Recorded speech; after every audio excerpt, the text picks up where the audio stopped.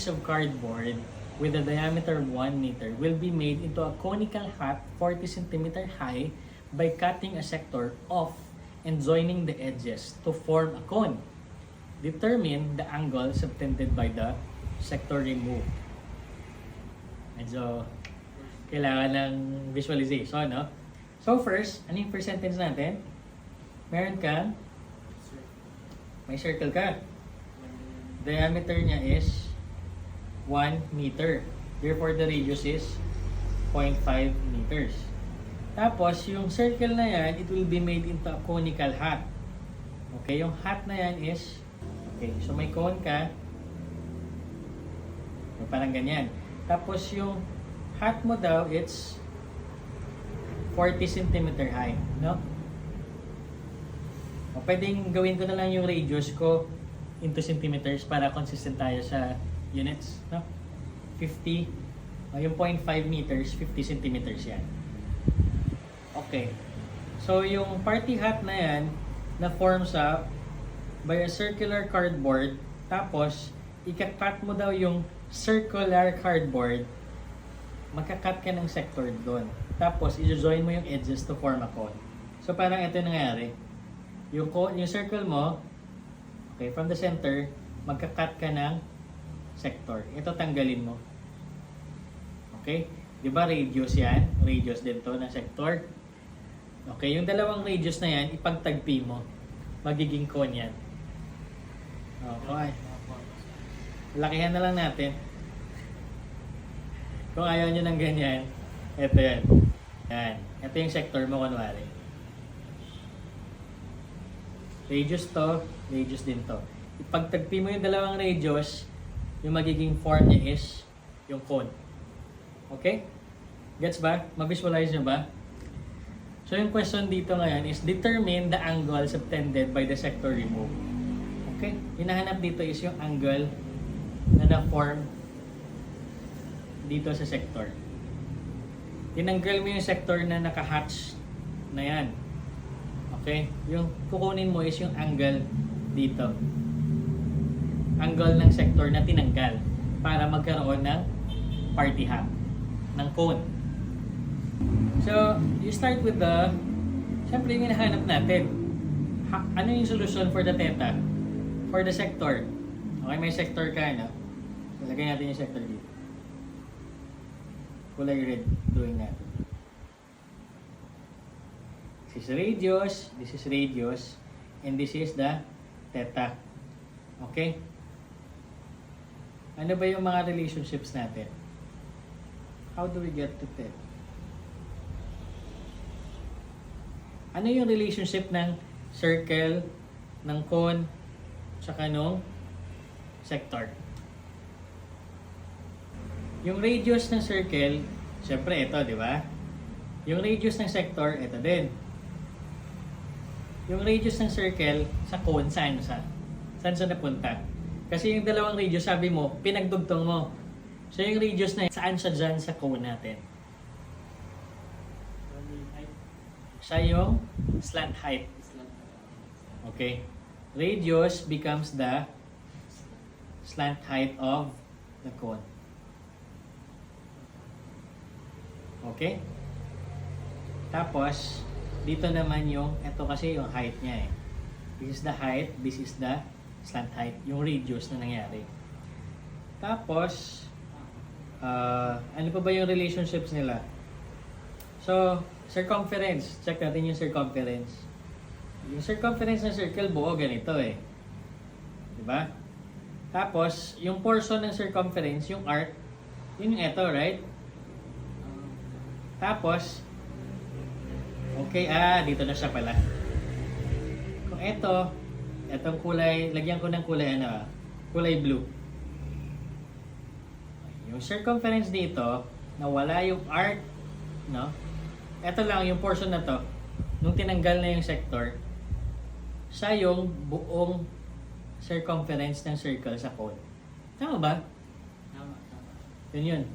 So yung kulay blue dito, yung buong circle sa cone, kung titignan mo sa circle, eto lang siya eh. Kasi pinagdugtong mo lang yan eh. Pinagdugtong mo dalawang radius. So, with that, pwede natin gawa ng relationship via equation. Circumference ng circle minus yung arc, no? Minus yung arc ng sector. Arc ng sector is equal to the circumference ng circle ng cone.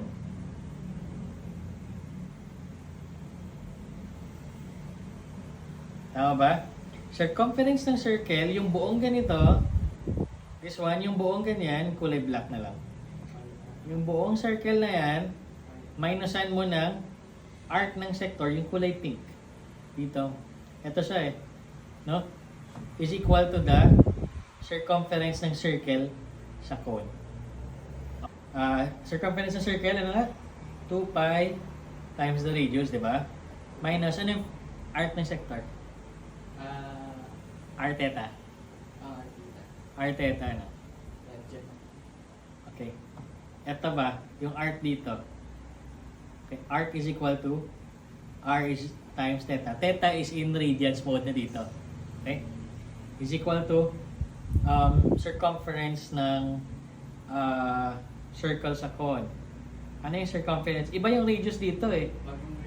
Bagong radius, which is the x, no? Okay, when you look at the triangle, ito yung x, ito yung radius mo sa bigger circle mo, ito yung height mo na 40 cm. Okay, therefore, yung x mo dito is equal to square root ng r squared minus h squared, di ba?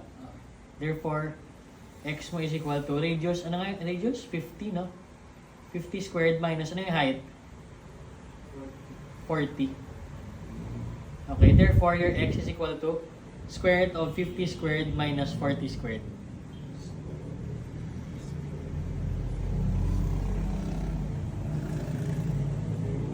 Ba? Exact 30?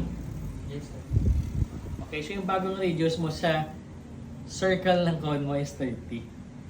Okay, therefore the circumference of your cone is ano ba? 2 pi r pa din, no? 2 pi x. Okay? So, plug in all the given elements. 2 pi radius ng circle is, ilan yan? 50. Minus 50 pa din times the theta. Yun yung hinahanap natin. No? Is equal to 2 pi times the x, which is 30.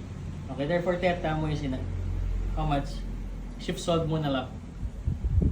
In terms of radians yan eh. 2 pi times 50 minus 50 times alpha x na. Okay, alpha equal to 2 pi times the 30. Okay, shift solve.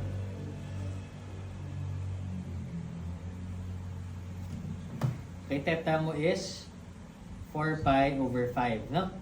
Tama? Radians. Convert mo yan.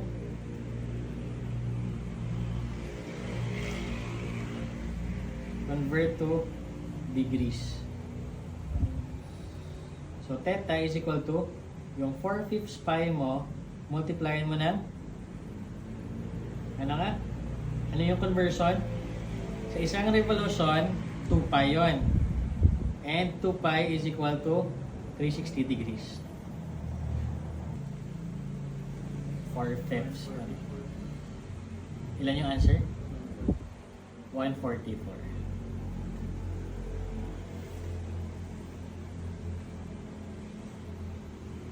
Flat siya, no? Okay.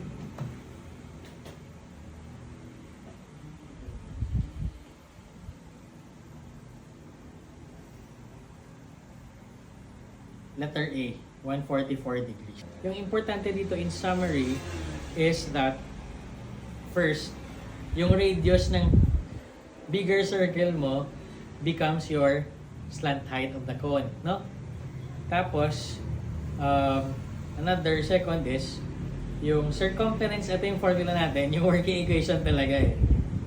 Yung circumference ng circle mo na bigger circle minus the arc is equal to the circumference of the circle sa cone. Ito yan, circle sa cone. Yun talaga yan eh. Ito yung game changer. The R is equal to the circumference of the